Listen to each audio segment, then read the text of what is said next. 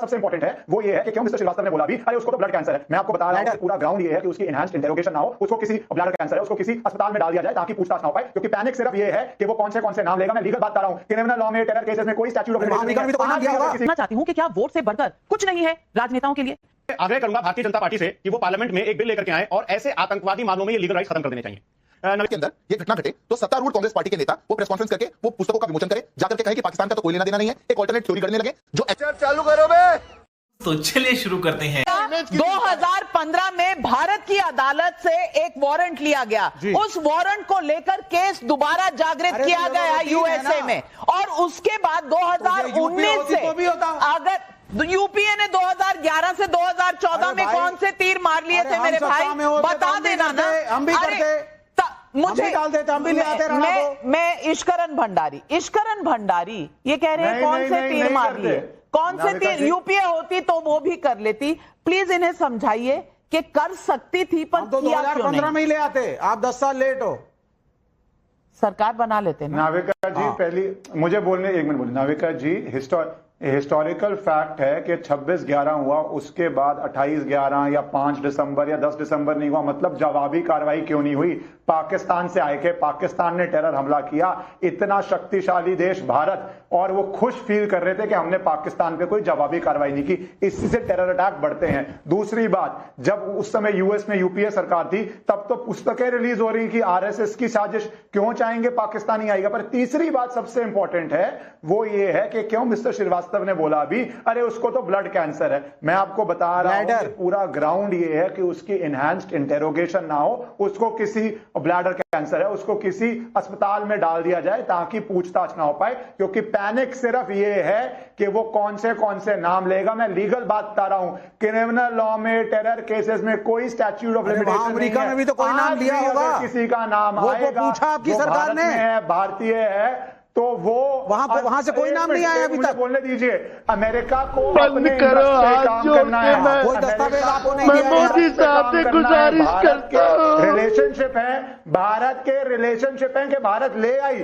जब 2011 में chief minister Modi ने कहा था कि ये फॉरेन पॉलिसी सेटबैक है कि आप तहुवर राणा को नहीं ला पा रहे, एज अ प्राइम मिनिस्टर उन्होंने रेक्टिफाई किया ये फॉरेन पॉलिसी सेटबैक, और ये आ गया। अब आपका पैनिक है, उसका मानव अधिकार है, कैंसर है, उसको हॉस्पिटल में भेज दो, उससे पूछताछ मत करो, उससे क्वेश्चन मत अरे पूछताछ तो करोगे तो कानूनी प्रक्रिया कॉन्स्टिट्यूशन तो फॉलो करोगे कि नहीं, उसको भारत लाके पनिश कर पाए। अरे कुछ नहीं, वो आता यूपी होती तो 2012 में ले आते, आप तो लेट में हैं। और आप हाथ पकड़ के बैठ जाए कमजोर देश की। आप डाइवर्ट मत करिए, आप इस देश में इकोनॉमी का भट्टा बिठा चुके हैं। कन्हैया कुमार ने बोला है, आप सिर्फ डाइवर्ट करने के लिए सब कर रहे हैं। नहीं तो कन्हैया कुमार से चलवा लीजिए ना इकोनॉमी, कन्हैया कुमार से टुकड़े टुकड़े कर देगा। कमाल करते हैं आप भी विवेक श्रीवास्तव। मैं पूछना चाहती हूँ फराज भाई, फराज जी, अगर ह्यूमन राइट्स हैं और लीगल राइट्स की इतनी चिंता है, संविधान की इतनी चिंता है,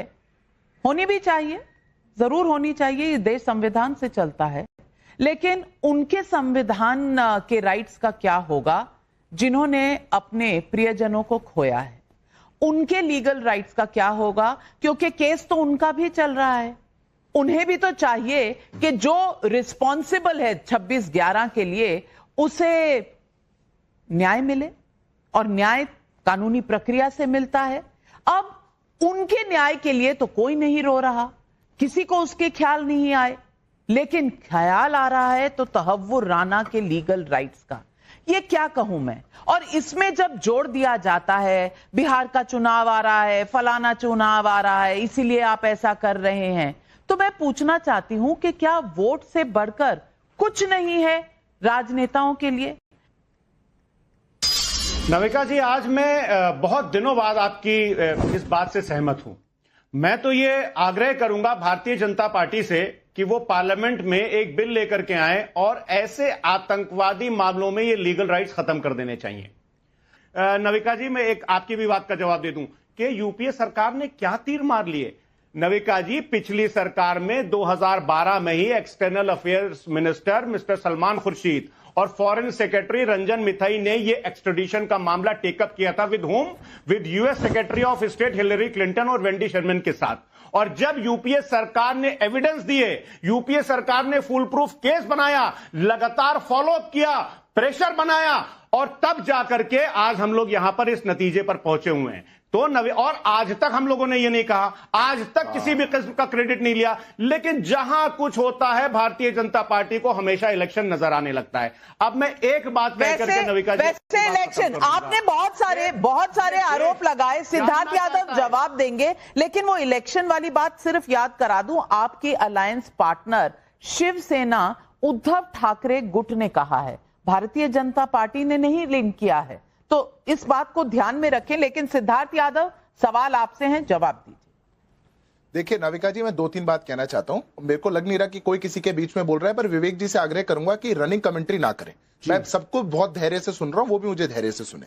देखिए, एक समस्या है, जब 2008 के अंदर यह घटना घटे तो सत्तारूढ़ कांग्रेस पार्टी के नेता वो प्रेस कॉन्फ्रेंस करके वो पुस्तकों का विमोचन करें, जाकर के कहे कि पाकिस्तान का तो कोई लेना देना नहीं है, एक ऑल्टरनेट थ्योरी गढ़ने लगे, जो एक्चुअल कल्प्रिट है उनको पहले ही क्लीन चिट दे दे ताकि कोई भी उस पर प्रश्न ना उठाए, और कैसे पाकिस्तान और पाकिस्तान के आतंकी बच सके, इसकी एक पूरी साजिश रची जाए। उसके बाद जब एक्चुअल में इस पर केस चले, कुछ बात हो, 2011 में हम वो केस हार जाएं, कोई प्रकार का आउटरीच नहीं, कोई सरकार की तरफ से कहना नहीं। ये मैं नहीं कह रहा, ये बराक ओबामा जो भारत में आए थे और उन्होंने अपनी किताब में उसमें उनने जो मनमोहन सिंह के साथ इंटरेक्शन थे, क्या लिखा, क्यों नहीं किया था हमला 26/11 में? पाकिस्तान के अगर सबूत सामने आ रहे थे, क्लियर कट सबूत थे, आतंकी कहां से आए, कैसे आए, क्यों नहीं आप हमला कर पाए? वो कहते हैं कि शायद हमला इसलिए नहीं हुआ था क्योंकि तब की यूपीए की सरकार को डर था कि कहीं भाजपा को फायदा ना हो जाए। राजनीति इस स्तर पर जाकर के राजनीति करेंगे। देश की बात, देश की सरकार, देश के लोग कुछ नहीं। उसके बाद आज जब तहुर्र राणा वापस आ गया, तहुर्र राणा जैसा एक आतंकी जो इतने लोगों का कातिल है, उस पर आरोप है, वो प्रूवन है, उसके लिए हमारे पास सबूत है, और हम उसको पूरे ड्यू लीगल प्रोसेस से लेकर के आए हैं। जो ट्रीटी साइन करी है उसके हिसाब से आप उसको टॉर्चर नहीं कर सकते। खुशी का इजहार नहीं, आपको पता भी है ट्रीटी है क्या? एक्सट्रेडिशन ट्रीटी पड़ी नहीं है, आपकी रनिंग कमेंट्री की बोले जा रहे हैं। सुनिए, फिर ट्रीटी ले आए, फिर टॉर्चर आप नहीं कर सकते। अरे भैया, कितना दर्द होगा आपको, कितना दर्द होगा। बैंडेड ले आइए, बैंडेड ले आइए, डेटॉल ले आइए, इनके लिए बहुत दर्द शुरू हो गया है। लेकिन एक मिनट, फराज किदवाई जी, डेमोक्रेसी के सबूत मुझे किसी से नहीं चाहिए। मेरे चैनल पर और इस शो पर, सवाल पब्लिक का शो पर, आप बैठकर रोज आप आज हैं, कल आपके पार्टी के दूसरे नुमाइंदे थे, रोज बैठकर बीजेपी की क्लास लगाते हैं। डेमोक्रेसी बहुत सही चल रही है, विवेक श्रीवास्तव बोल सकते हैं, आप बोल सकते हैं, सिद्धार्थ यादव बोल सकते हैं, तो मुझे बाहर के किसी इंसान से सबूत की गुंजाइश नजर नहीं आती। लेकिन सिद्धार्थ यादव जी, सवाल एक फराज किदवाई ने पूछा था हेमंत करकरे का, मैं आज आपसे पूछूंगी, हेमंत करकरे पर जवाब देने से आप कतरा क्यों रहे? नहीं, कोई कतराने की बात नहीं है। मैं नाविका जी बिल्कुल कैटेगोरिकली आपके शो पर कहता हूं, किसी प्रकार की कोई करकराहट नहीं। हेमंत करकरे भारत के वीर थे, वो 26/11 में शहीद हुए, हमारे एक देश के वीर बेटे थे, और जो भी हमारे देश के ऐसे वीर जिन्होंने अपनी शहादत देश को बचाने के लिए दी गई हो, उसमें कोई दो राय नहीं है। इसमें कोई किसी प्रकार का आप कहें कि कोई कतराता है या कोई दूसरे प्रकार की कोई अपने मन में बात रखता है, तो कोई नहीं सोच सकता।